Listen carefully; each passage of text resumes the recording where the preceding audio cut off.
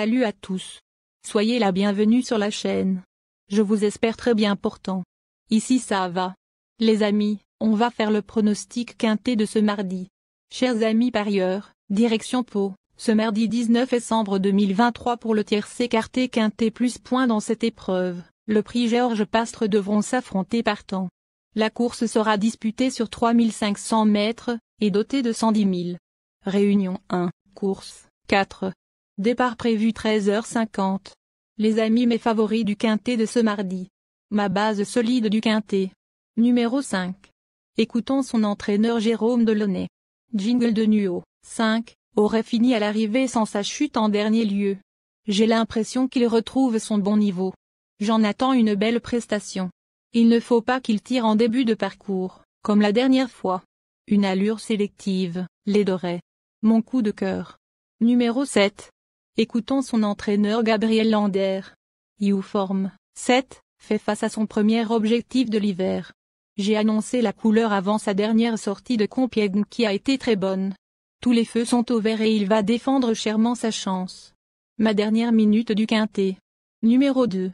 On écoute Hervan Graal son entraîneur. En garde paille, 2, c'est déjà bien comporté à Pau, il faut dire qu'il est très droitier. Le terrain lourd va l'aider. Il n'a pas couru le dernier quintet d'Auteuil afin de garder un peu de fraîcheur pour cet engagement. Ensuite, il sera orienté sur le steeple, mais je compte sur lui dans cette épreuve. Le bon tuyau du quintet.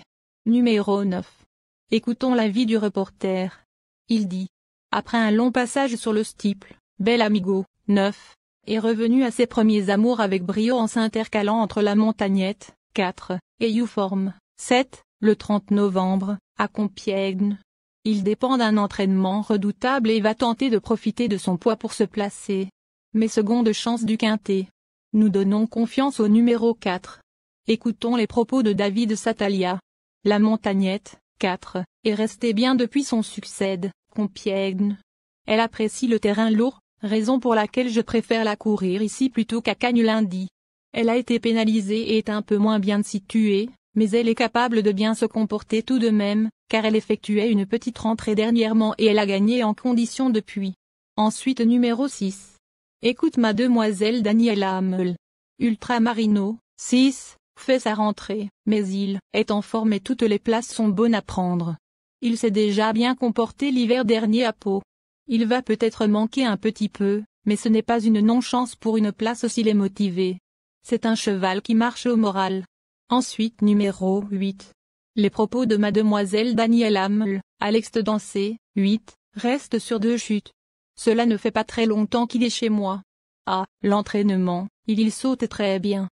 Il lui faut désormais rester sérieux durant tout le parcours. Enfin numéro 11. Écoutons l'avis de Hervan Graal. Journée de Reve, 11, fait toutes ses courses.